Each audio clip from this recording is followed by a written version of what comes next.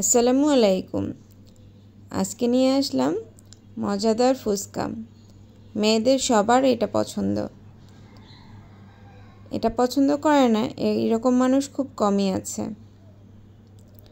প্রথমে ডিম আলু সেদ্ধ করে ডাবলিগুলো সেদ্ধ দিয়ে দিলাম।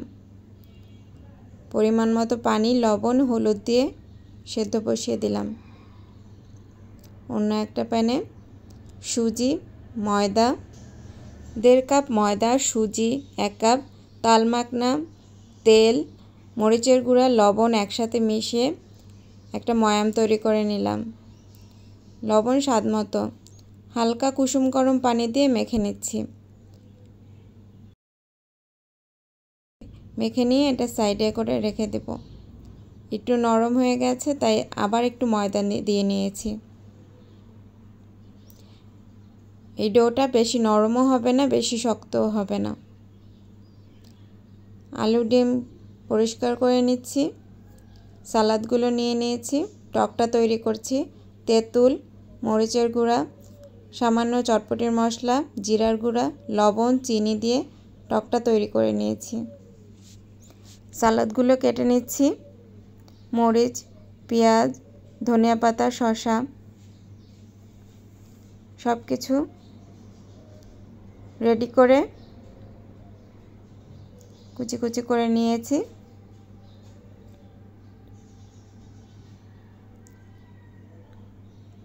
এবার ডোটা বেলে নেব। ডোটা ভালো করে লেচি কেটে নিচ্ছি। একটা আঠালো ডো হয়েছে।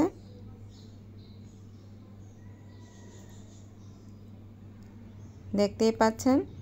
দেখার সুবিধার্থে আমি একটুও কাটিনি। দেখতেই পাচ্ছেন দুটো রুটি একসাথে দিয়ে নিয়ে বেলে নিচ্ছি।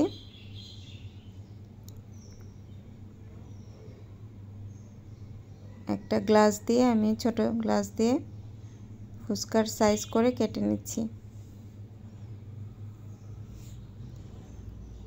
ফুচকাগুলো এবার ভাজতে চলে যাব।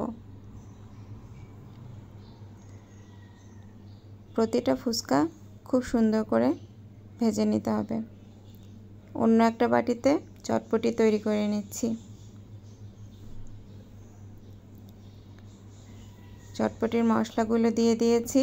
ডাবলি, আলু, ডিম, কাঁচামরিচ, শসা, পেঁয়াজ সব একসাথে দিয়ে টক দিয়ে উপরে ডিমগুলো সাজিয়ে দিচ্ছি।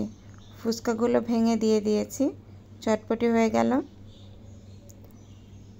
এবার ফুচকাগুলো অ্যাসেম্বল করে নিব। দেখতেই পাচ্ছেন ফুচকাগুলো ভাজতে কি লোভনীয় দেখাচ্ছে।